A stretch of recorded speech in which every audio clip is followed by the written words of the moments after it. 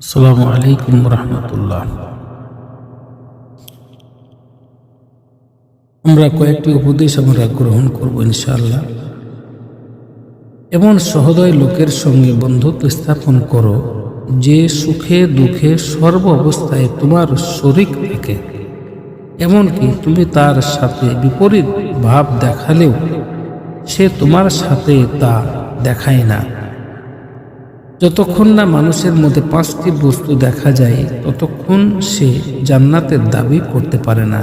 যেমন সৎ পথে অবিচল থাকা, জ্ঞান পরিচালনার দ্বারা কর্মপন্থা করা, প্রকাশ্যে গোপনে উভয় অবস্থায় আল্লাহর ধ্যান করা, মৃত্যুর কথা স্মরণে রেখে পরকালের সম্বল অর্জনে ব্রতী হওয়া, রোজ কিয়ামত আসার আগে নিজের আমলের হিসাব নিকাশ করা, মানুষের মনে আল্লাহর ভয়ের নমুনা হলো আল্লাহ ছাড়া অন্য কিছুকে ভয় না করা, আর দুনিয়ায় নিরাপদ সে ব্যক্তি যে কারো সাথে বাক্য লাভ করে না।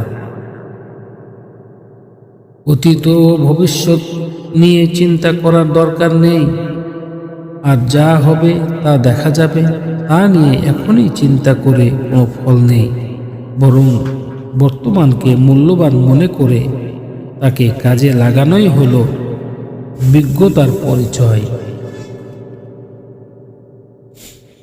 যারা যে কোনো বস্তু অপেক্ষা আল্লাহকে অধিক পছন্দ করেন ও ভালোবাসেন, আল্লাহ তাদেরকে বেশি ভালোবাসেন, আর তারাই হলো প্রকৃত সুখী। কোনো এক লোক বললেন, হুজুর, আমি আপনাকে বন্ধুরূপে গ্রহণ করেছি। তিনি বললেন, যদি আল্লাহকে চিনে থাকো তোমার জন্য তিনিই শ্রেষ্ঠ বন্ধু। সুবহানাল্লাহ।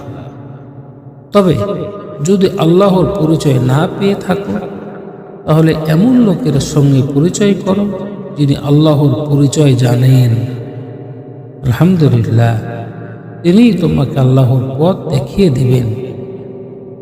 অবশেষে একদিন চিরাচরিত বিধান অনুযায়ী তার জীবনের অন্তিম মুহূর্ত ঘনিয়ে এলো। তাকে জিজ্ঞেস করা হলো, আপনার মনের ইচ্ছা কি? তিনি বললেন, অনেকের জন্য হলেও আমার প্রভুকে জেনে নেওয়া। অতঃপর তিনি একটি প্রেমের গান আবৃত্তি করলেন।